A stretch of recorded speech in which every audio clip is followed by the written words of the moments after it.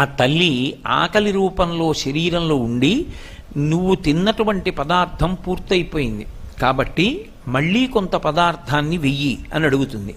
వేసిన పదార్థాన్ని జీర్ణశక్తి అంటాం. జీర్ణం చెయ్యడానికి కావలసినటువంటి శక్తిగా ఆమెయే లోపల పొటమరిస్తుంది.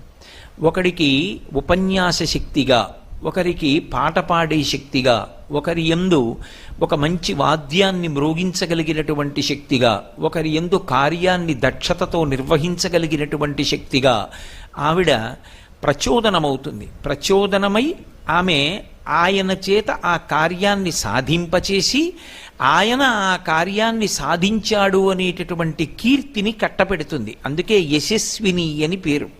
ఒక వ్యక్తి ఒక విషయంలో అపారమైనటువంటి కీర్తి పొంది ఉన్నాడనుకోండి, అలా కీర్తి దేని చేత పొందుతాడు అంటే పరదేవత